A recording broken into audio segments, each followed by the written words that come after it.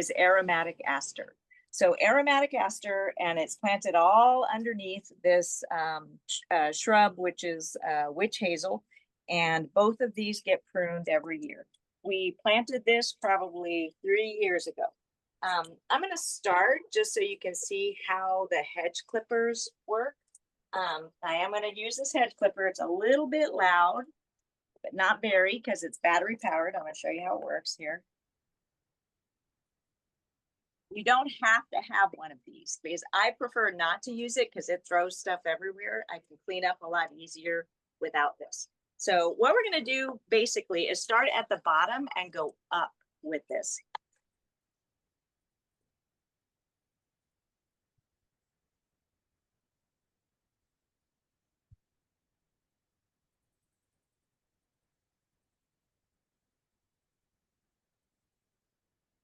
All that comes off. And now we can see where our rocks are supposed to be. Please excuse my bindweed. Everybody has one. So we keep cutting this around, and I'm going to show you what it's like to use clippers. They work the same way, only they don't throw everything everywhere. And anything that's standing out, I'm going to just cut with my clippers and just keep rounding this off. So asters, you can cut asters to make them neat and tidy up until about the 1st of August. Some people say middle of July, but I've done it 1st of August and it's been absolutely fine. So I'm just really being an artist here and doing exactly what I did with the hedge clipper with just my hand pruners. I'm grabbing it down low and pulling it up, and anything that's kind of hanging out too far, I'm going to cut. So that I can see my rock edge, because the edges really are what is going to make your garden look like a garden. So you never really want to have those not visible if you can help it. Or if you do, like sometimes I'll let one thing come over the edge for a little bit and shape it so it doesn't look messy. This will floof back out. So I may not even be cutting it back far enough. It'll fluff back out and fill this in even tighter if I keep clipping throughout the season, or at least for the next few weeks. And this other one, so this is Aromatic Aster, one certain kind of aster that doesn't get tall. So mostly we're clipping it this way. And if I want to, I can clip these top ones that are interfering with the way this looks. And that will make them bush out too and fill this in nice and solid. So when we clip these asters, the thought is, it's kind of like when you pinch basil. You guys ever pinch basil? It kind of makes it bush out, or zinnias, same thing. Every time you pinch it, it doubles it. We're going to do the same thing with our asters this time of year.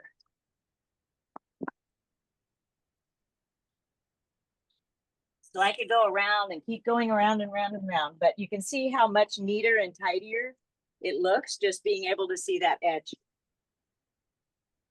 So we'll do the same thing with a couple of other plants really quick. There. So I'd go all the way around and do the same thing all the way around. And come in here and get this underneath, like this. Because we want this to look kind of like a cushion that the shrub comes up out of. See how nice and clean that looks. Okay, so I'm gonna stop right here and show you this one because this is a gorgeous Oakleaf Hydrangea and it's gigantic. And as much as I hate to, I'm gonna cut some of the longest ones of these flowers off.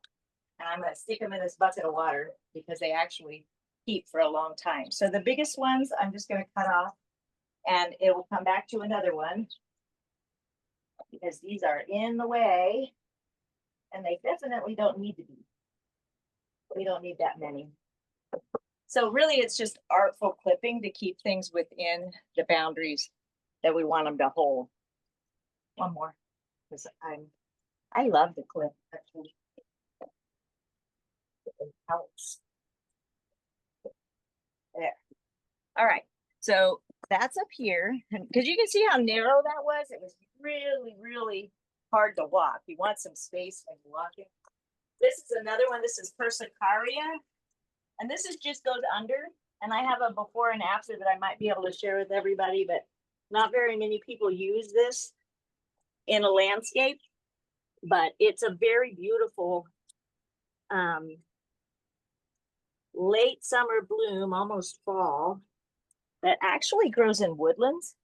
And we can keep cutting that back even after it's blooming and still get these delicate blooms to kind of come out from under this shrub later. All right, I'm going to move a little bit farther down the path. This around. Well, keep this wheelbarrow with me all the time when I clip this. I'm going to put it over here. Maybe Mel can come around this way. Mm-hmm. This is wild petunia. Wild petunia is just the same way as your aromatic aster. Funny thing is, the more you cut it, the more this one blooms. Because it's going to start blooming about 1st of July. Actually, it's starting to bloom now, but usually, but if I don't cut it, it's just going to flop way out here. And sometimes we're going to cut the bottom and leave that. But when it gets too tall, I'll cut some of the top. So throughout the season, I just keep cutting it and it keeps blooming because I cut it. But again, cutting it back gives us lots of walk space. All right, now, this aster is New England Aster. Beautiful, beautiful plant. But only, I'm pulling this because it's ragweed. I don't leave that anywhere. New England Aster can get this tall, really, really tall. And I don't really want it to ever get that tall because it has this really bad habit of kind of losing all of its leaves except for the very top. And that's ugly. It's pretty darn ugly to me. It'll have pretty flowers at the top, but the rest of the plant's ugly and it's this tall. So this is a really important aster to clip at least twice. But even if you just get it done once, you're going to be a lot happier. And it's a very simple thing to do. But just keep in mind, it's going to grow a foot after your last cutting, whenever that is. As long as you get it done by August 1st, it'll grow another foot and then bloom. And the more you cut it, the more blooms you get. So I'm going to cut it way down here. Cut two. I'm just going to grab everything I can and cut this off. And if you came back here and see it when it's blooming, I'm cutting these two. This is another plant, but I want to cut it so really I don't see what I just did. Like it disappears in this landscape while it's cut. And it poofs back out. In a couple of weeks, maybe the 1st of July, it'll be almost as tall, another foot taller probably, as what I just did. And then I'll cut it again. So it'll get up here, I cut it again, and it'll get back up here, and then it'll be like 4 times as many flowers as it would have had otherwise, and you won't see any of the dead stalks anymore. So it makes it a super pretty shrub. Okay, so that was 2 asters, that Persicaria, and the wild petunia, which is Ruellia humilis. This plant usually doesn't get very big in a prairie in its native environment. It used to grow in the driveway here. It's a very, very tough plant. So if you have one of these, do clip it, and do think about controlling the spread of seeds for this one, because it's explosive seeds. It throws them everywhere, and it is a tough plant. You can see it's coming up all in the irises here. It's actually spread itself on this side also. These are all the same thing. So you aren't going to hurt the plant at all. Even, well, like right now, there are no blooms on it because it's going to start really blooming every morning. It'll have a new purple flower. It's super pretty. And then those flowers fall off. So you think, no big deal. But you're cutting off like fertile seeds every time you cut it. And you're going to be happy that you did, so that you don't have them throughout your whole garden. You want to keep them where they are. And it just makes it a prettier plant altogether. It blooms for a very long time. Okay. So there are lots of different asters in here, and I treat them a little bit differently, but I would just say overall, asters clipping is happening now up until the first part of August. And don't be afraid to do it as many times as you want, especially, you know, if it's a tall one like the New England Aster. So if you have a certain kind of aster that you want to ask me about, just ask me and I'll tell you my thoughts. Or if there's another plant that you're thinking gets too tall in your garden, we can talk about that. There are a lot of plants even that we're looking at right now in this garden that I could clip. One that I probably, there's a lot that I wouldn't clip. The goldenrods you could clip now if you want to. You can clip ironweed. You can clip prairie sage, the Salvia azurea. That one actually benefits a lot from that. Probably I would stop clipping that by mid-July. Wouldn't clip that one as late as I would the asters. That pretty much kind of gives you the idea around clipping and using these asters specifically and some of these other lower plants in your garden around the edges, which is where I put some of the shorter plants like Aromatic Aster and wild Petunia. But the taller plants are in the back always. But even those, when it's an aster like the New England Aster, need to be cut at least a little just to increase the flowers. Now this plant is Amsonia, and Amsonia doesn't have to be clipped, but it does benefit from clipping, and it will benefit you in the same way that clipping that wild Petunia reduces the seed spread. Same thing with this Amsonia. You can see this is a gigantic plant. I mean, you would be sorry, I think, if you had more of these than one or two. So the way that I solve that is I wait until it's done blooming, and then we're going to cut quite a bit of this off. We're going to cut it by about half to bring it down, and then it only takes about 2 or 3 weeks for this to pop back out and be almost the same size, but really, really full. So, and then it keeps that for a long time, and the whole thing turns yellow. And you've cut off all the seeds. So you can see in here where all the developing seeds are. These are these. And it is a lot of seeds. This has been blooming since the 1st of May. So it had a long time to bloom. It would still be beautiful even if I didn't cut it, but they tend to get a little heavy and open up. So when you cut it, it kind of really packs things in tight, all these leaves with none of the seeds, and you don't get little seedlings everywhere. So I'm going to cut just a couple with my hand pruners, and I want to put my shirt, my big shirt on, because it has a sticky sap, and that sticky sap burns my skin, and it probably would burn yours too. Don't know.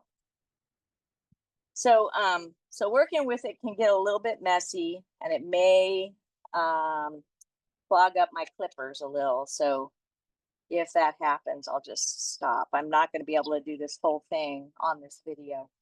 How am I We're doing? at 10 minutes. 10 more minutes? Yep. I might be able to do it in 10 minutes, but I'm not going to try.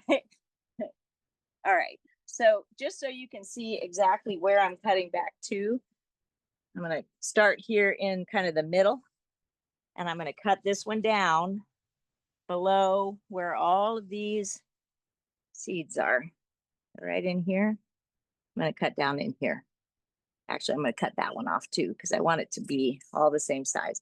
Now look at all that stuff coming out. And it's really sticky. Oops, I probably got it on me. Ugh.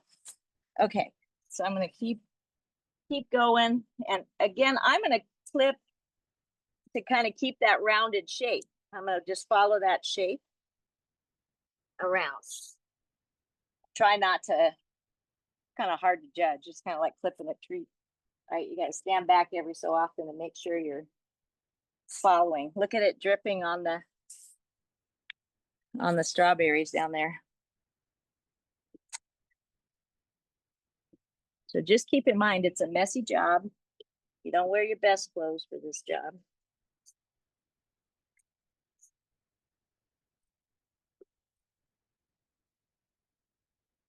All right. Oops.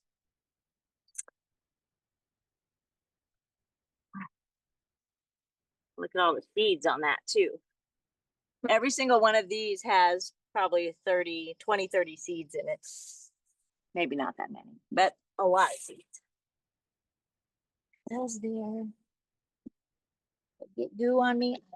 Okay, now I'm going to try, just for the benefit of seeing how much faster it goes with an electric hedge clipper. So you can see it goes pretty fast with these two. And I actually am way more comfortable with this than I am with this, because this gives me a lot of control. But what I'm going to try to do is, instead of going up, I'm going to try to start in the middle, go this way, and come down.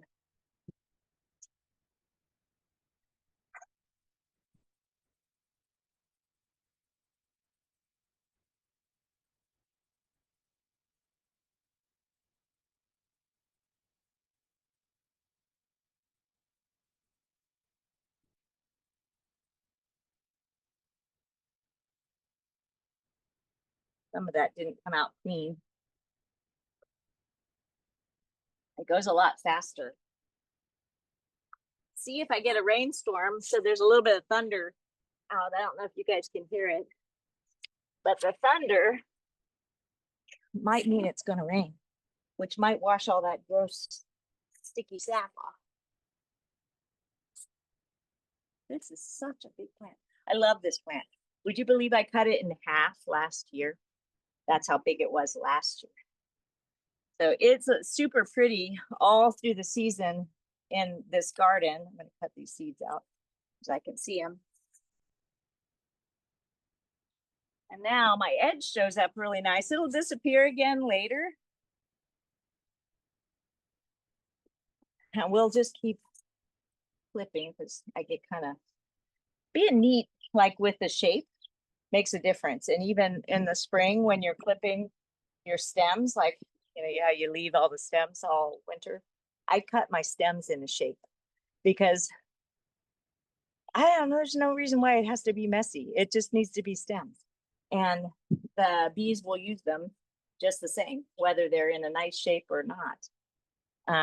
So I think you get the idea here how much I've cut off. And again, this is going to come out. It might not get quite as big as it was before. And that's fine with me because this is a little overwhelming. But it doesn't take it very long, just a couple of weeks. We've still left a lot of leaves here. So Amsonias, they don't all have to be cut like this. This Amsonia illustris just happens to be a really big one.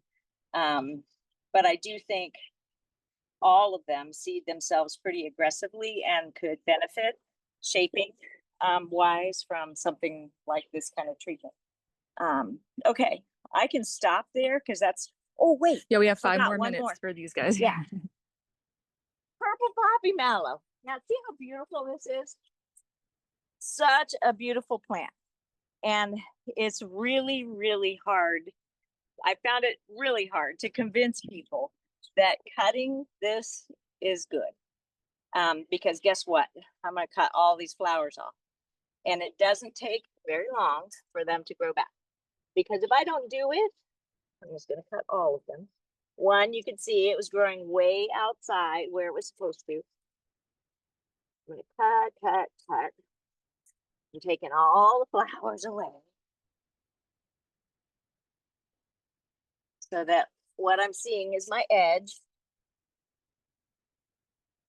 And I'm going to throw this, I'm going to just put them over here for now. And I'm going to do this because guess what? It's going to keep going up over that. And you can see it's gone all the way through.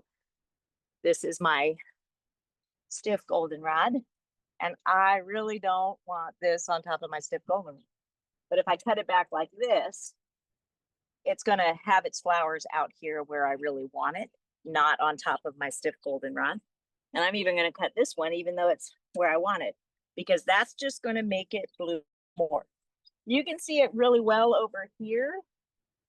What happens if you don't clip them? It gets a big bare spot in the middle. So this one, I mean, I'm just going to cut all of this off like this. I'm just going to follow this edge. And what'll happen is this plant, I just cut a little milkweed. Oh no. This plant will actually start to fill that space in. I don't mind it going back that way so much because there's not much color back there. And there's so many plants back there that the purple poppy mallow isn't going to push them over. So I kind of am going to judge, you know, where, for instance, I've got some down there that are around one of these prairie drop seeds. And when I don't clip my purple poppy mallow, you never see the prairie drop seed. It just grows right over top of it. And so when you have a plant that stays pretty small and you have this purple poppy mallow around it, it's going to be up to you to cut it, to keep that open. A lot of the tricks to gardening in these really densely planted gardens, to keeping it looking like a garden, is defining the plants, not letting them mix as much as, well, just not giving them free rein to grow all over each other.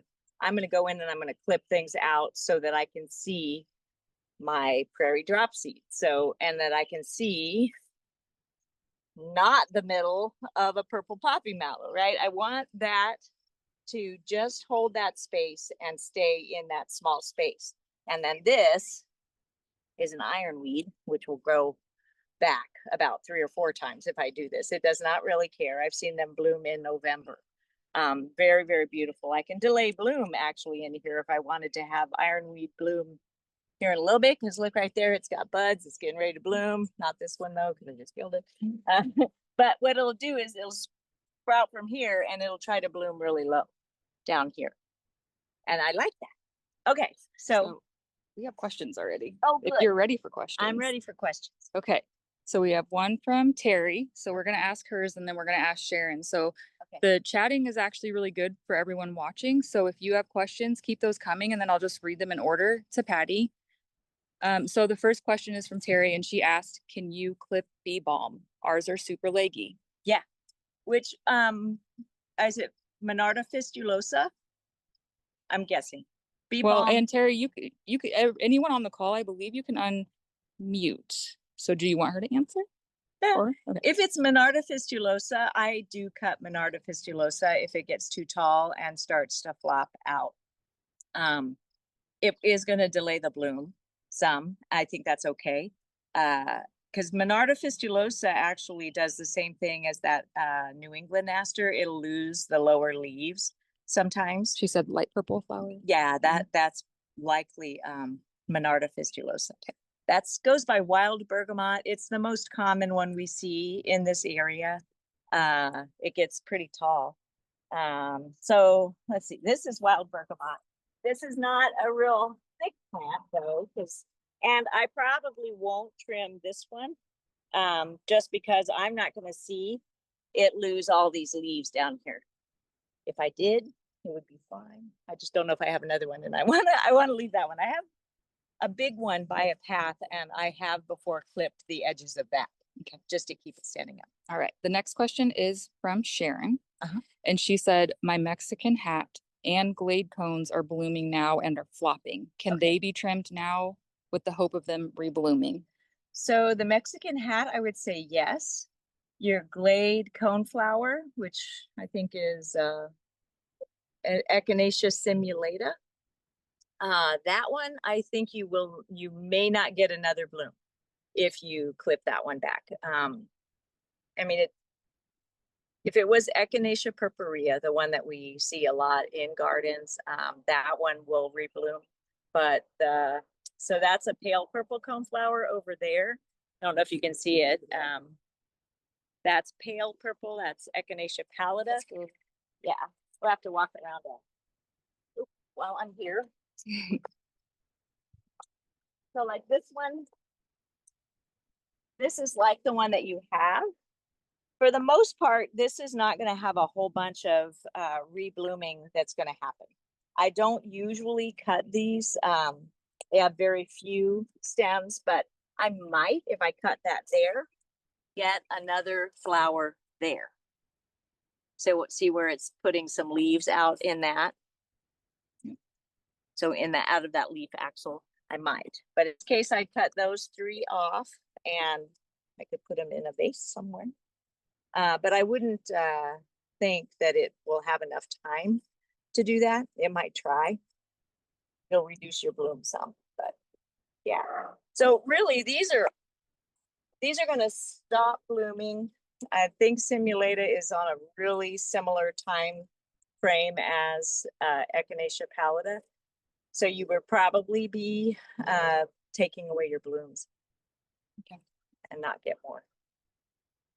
So that was the end of the questions that were sent in so far. Okay. So do you want to sit down and have more? Yeah. Okay. Yeah. So we will go sit down and turn Patty's laptop on. So we'll be there in a sec.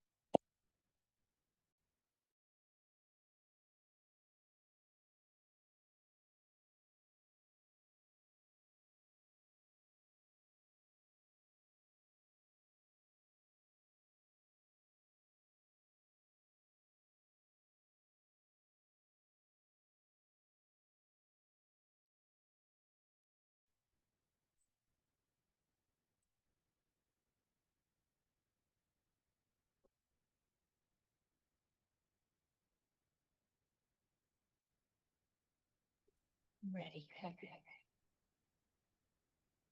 Okay. Hi, everybody. Hi.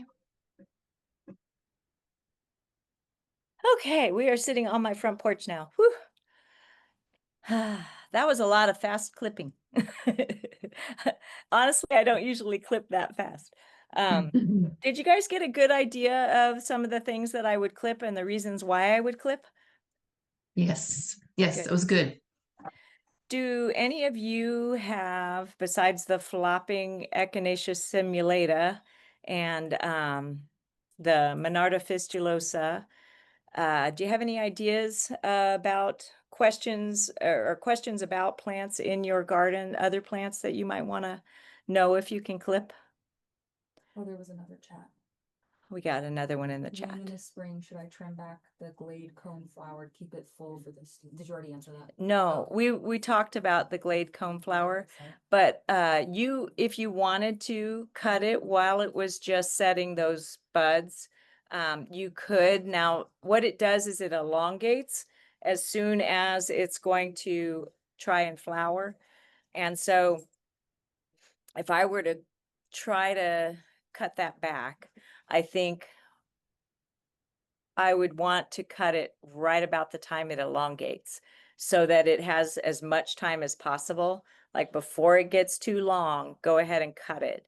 And that way it's going to try to give some of those side shoots a chance to develop a flower stem. I think that would be the best way to handle that.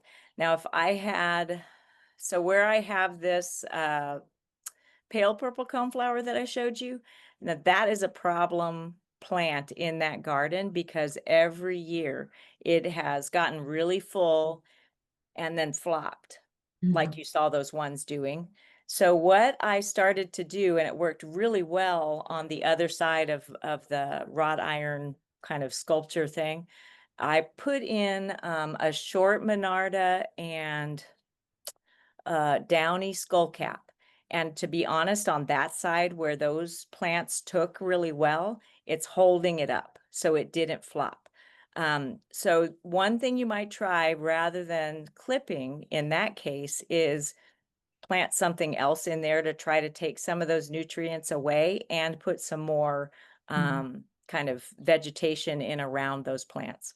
I had trouble still in that garden with things like prairie dropseed. It really can't get going because that pale purple coneflower is too overwhelming. And so it keeps flopping over on the prairie dropseed. So I realized it had to be something that came up really soon, like early in the season, like that Monarda and the skullcap seemed to get up fast enough to kind of shade out that pale purple coneflower a little bit. So I'd assume that your glade coneflower, since they're very, very similar in look and habitat, that it would behave the same way. Does that help? Sharon, she had another question. Oh, good. Should I trim my butterfly weed at this time? It is not blooming. Oh, butterfly weed. So, so mine's blooming a lot. We saw it out there. I think it might try to rebloom if you cut it. But if it's not blooming, it might just not be there yet. If it got set back earlier in the season, like sometimes this one that we were standing by that was so big, and we were clipping around it, that one used to occasionally die back in the spring, like when a spring was really wet or just different springs, it would die back. And I thought several times that I was going to lose it, but then it would come up and it would bloom later than the rest of them. So it might be, unless it's, super, super tall, and that it's just going to be a little bit later. I don't know that I would cut it. Or if I cut it, this is the way I do things. If I cut it, I just cut part of it and see if that helps. Because I haven't ever cut them intentionally. I've just seen them kind of die back if they're not happy with the spring and then be a little bit later. Okay. Does anybody else have any more questions about clipping or what to do in the garden at this point? I have a quick question, if I can just ask instead of type. Okay. Yeah, so you said that the blue sage would be okay to cut back the blue sage. How does it matter, like how, like a couple a foot or something, or the ones that are that are more established and get really big? How? Yeah. I mean, yeah, okay. It kind of depends on what you want it to do. How tall do you want it? Okay. Once they're pretty well established, you can really cut them however much you want. Okay.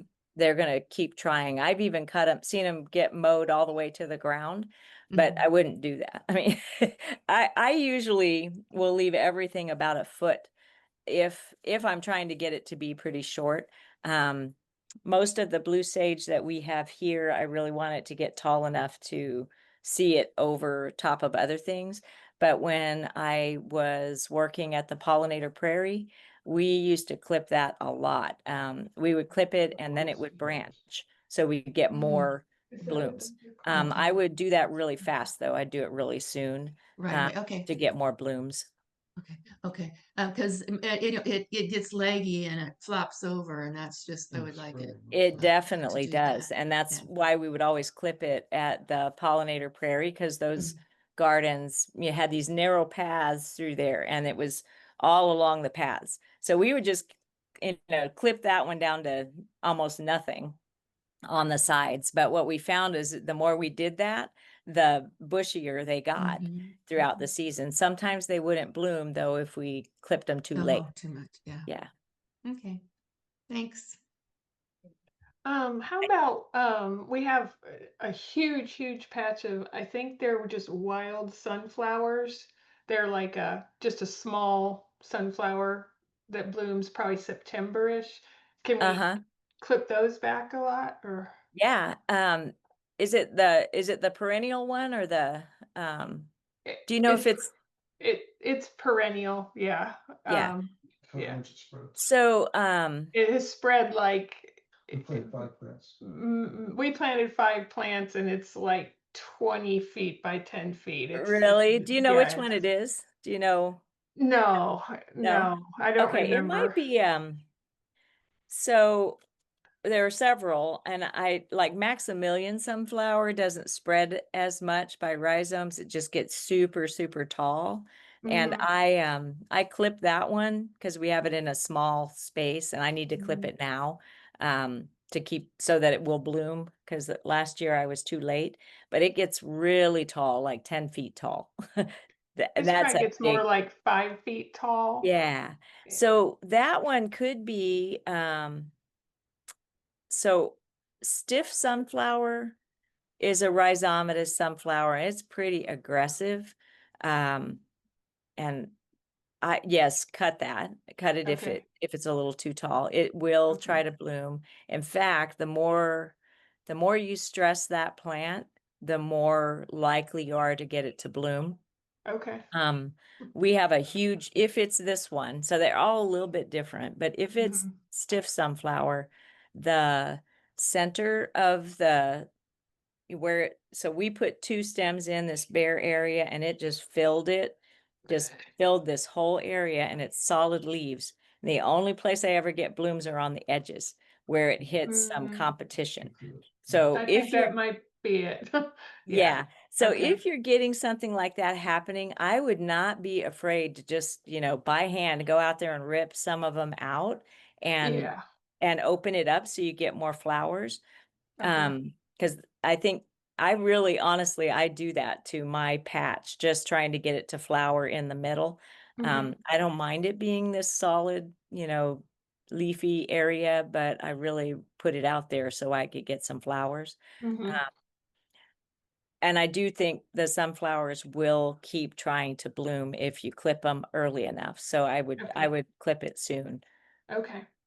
And then do you ever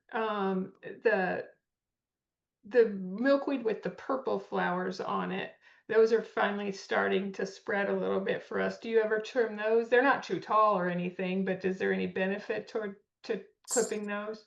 So is this the common milkweed, the one that will have the balls in that kind of droop? It Yeah, hasn't the bloomed yet, but I think it's going to this year. getting ready to. Oh, good. Um, and they smell wonderful. We clipped those. I don't clip them here usually. They'll try to resprout. Some people clip them for growing new leaves for monarchs too. I mean, Mm, they're gonna try to keep growing as much as they can. But yeah, that one, I think you can clip it. It might make it spread more by hmm, rhizomes. It does okay, spread underground. yeah, Um, I'm not sure how long I haven't, because I really haven't clipped it. I'm trying to think about how it grows and the way that we've treated it at the pollinator prairie. Um, but I think it's pretty much an earlier in the year, like now, kind of milkweed. And if I clip it, I don't know that it's going to rebloom later. okay, So if you're okay, interested in blooms, I think I'd let it bloom, okay, or just cut off some because it is blooming in the leaf axils.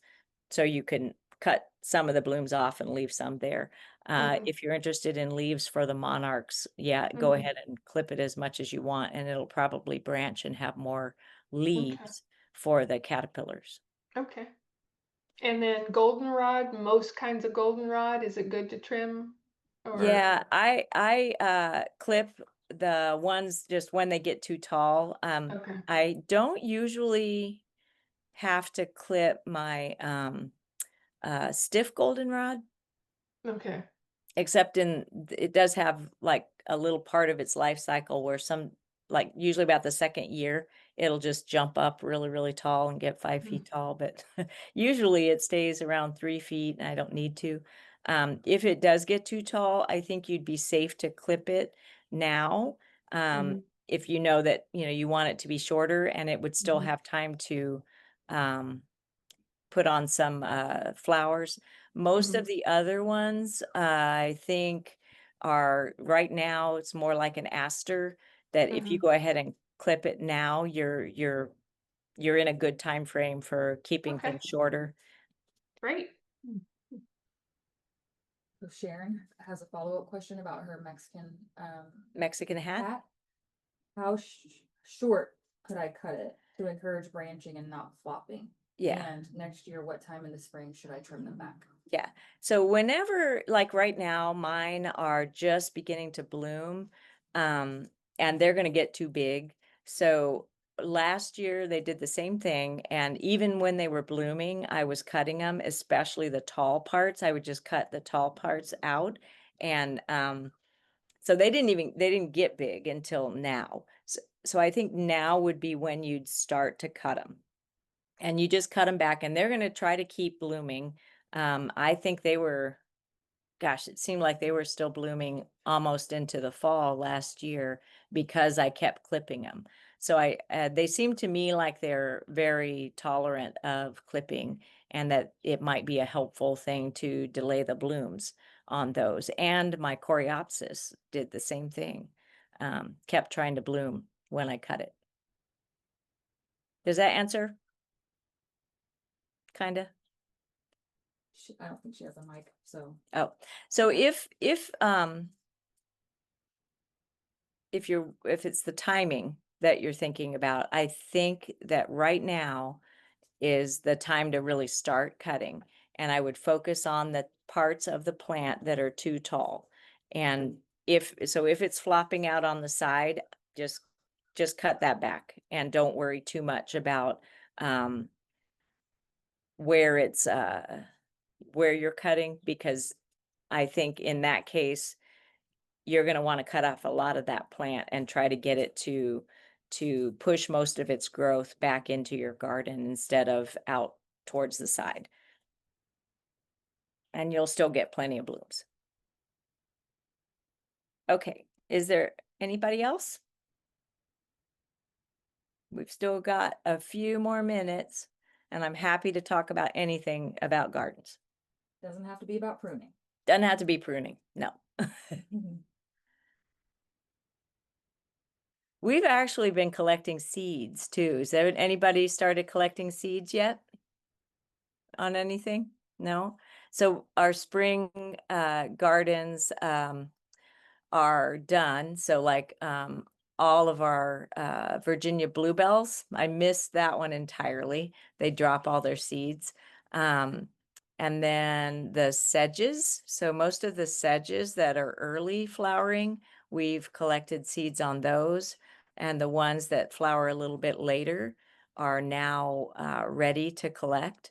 So throughout the season, sedges. And then you saw me clip a few stems of, if anybody has prairie alum root, which is an awesome plant for gardens. That one is a coral bells relative.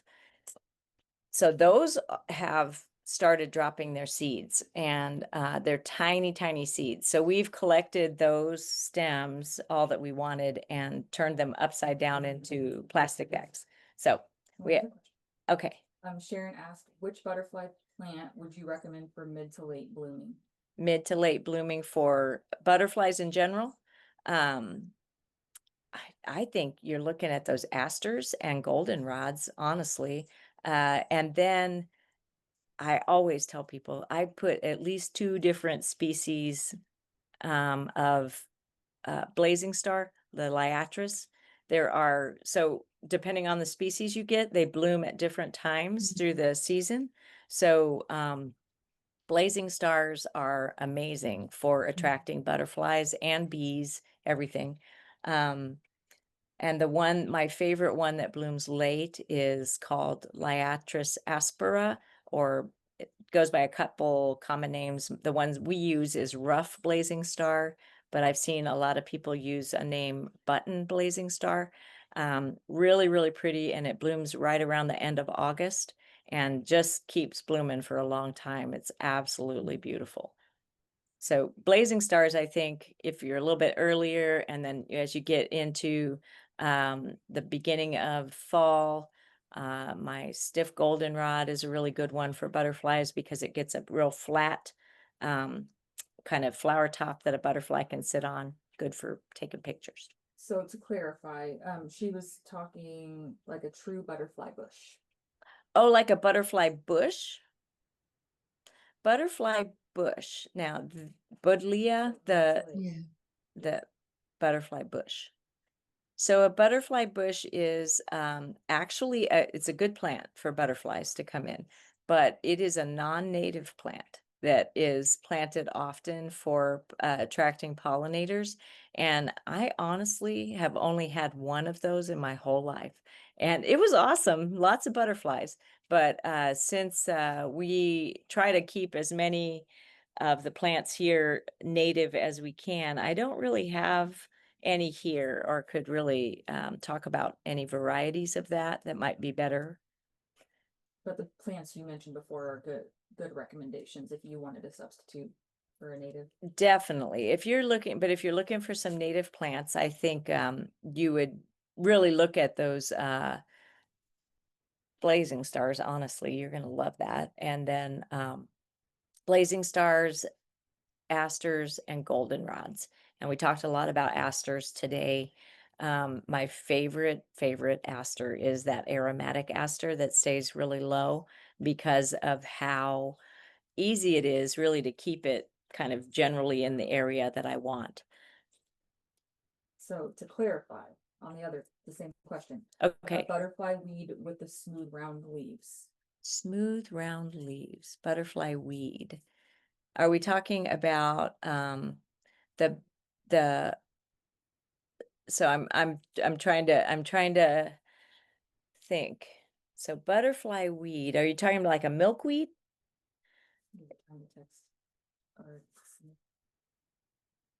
Yes. Yes, a milkweed. Okay, milkweed. There are several milkweeds, but the late season one, the one later in the season that people usually will go for because it really blooms in August-ish, would be the swamp milkweed. And honestly, swamp milkweed, sorry, I got a little bit choked up there. Swamp milkweed doesn't necessarily have to be in a wet spot. It's kind of funny. It grows up here on the top of our hill, really close to that Amsonia. Definitely not a wet spot. Have no idea why it planted itself there, so I leave it there. But the swamp milkweed blooms late in the season, like August-ish, and it is the one that everybody who's growing monarch caterpillars comes here to get in the fall planting season so that they have leaves available for their caterpillars. It's a really good one. Again, though, that common milkweed that we were talking about earlier, if you clip that, it's going to try to grow back throughout the season. So it can give you leaves late in the season if it gets clipped. It won't give you seeds then, but you would get the bigger leaves. I hope that helps. Does that help, Annie?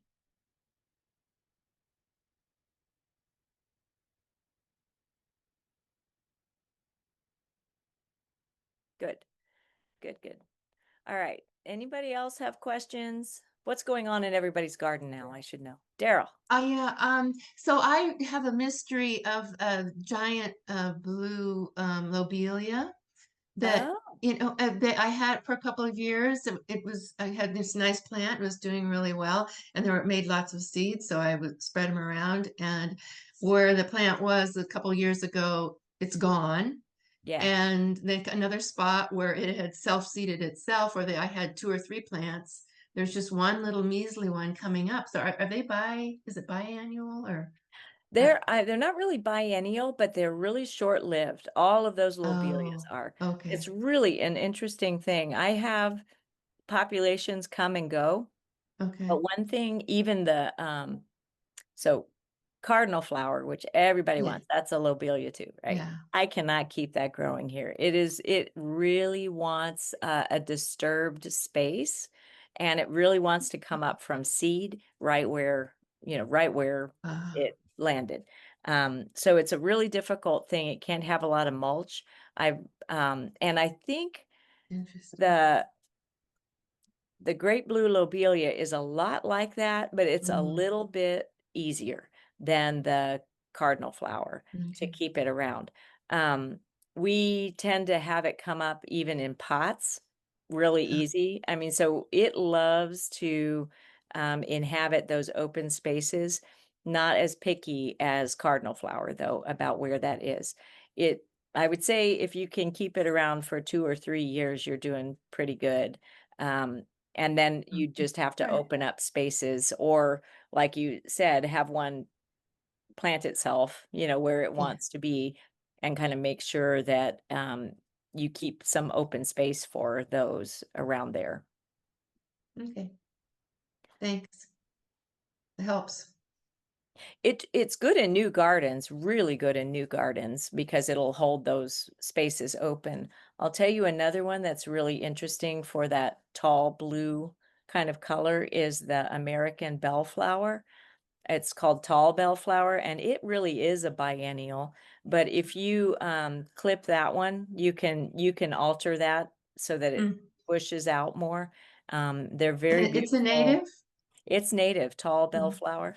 Okay. American bellflower is Campanulastrum americanum, Mm. and it is one that we commonly find in woodlands.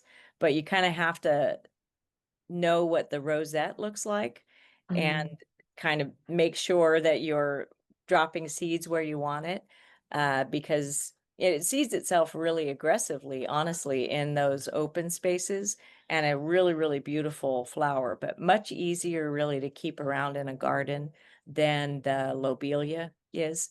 It's Okay. just that it really is a biennial. So you'll skip a year if you don't keep 2 years worth kind of going in your garden. Gotcha. Thanks.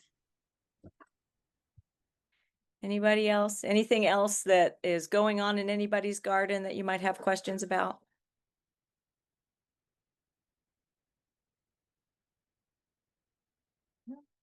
All right. Well, I really appreciate all of you joining us for this. It's super fun to hear about your gardens.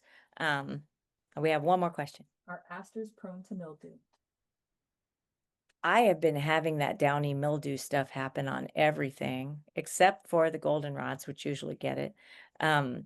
So asters, the New England aster that I talked about, those leaves that are on the insides and the lower leaves, they generally will turn yellow and fall off. I mean, they really do. And I don't know if that's from a downy mildew or what it is that causes that to happen. But yeah, almost all the asters are going to drop some of those leaves that are kind of internal to the plant, or that are covered, down in the grass where where it's not a lot of airflow. So could be downy mildew. Not sure that's exactly what it is, but I have had downy mildew this year on some of the plains coreopsis, and it seems like something else that I was looking around. I can't remember what it is. So I hope that answers, but if you're seeing some leaves on the asters that are kind of withering and falling off, that's really normal for asters. to do that. And it's one of the reasons why I clip almost all the asters in the garden, because it really does help cover that kind of blemish off so you don't see it so much. Okay. All right. Back to my big thank you. Thank you so much, everybody. You guys have had awesome questions, and I hope it was helpful to see, you know, really how much I do clip everything in here. Almost everything, as we talked about, can tolerate some of that clipping, and it really does make a lot of people more comfortable with walking in these gardens to see that they've been managed a little bit. And it's not hard, doesn't take a lot, you know, it's pretty quick. In fact, it's one of my favorite things. I can just whip right through there, cut off a bunch of stuff, and it looks neat and tidy, quick. Okay. I think we'll let you guys go now, and I appreciate it again. And we are recording this, and so if you ever want to review it, you'd be able to. And we will see you next time. Okay, Thank you. bye-bye. Bye.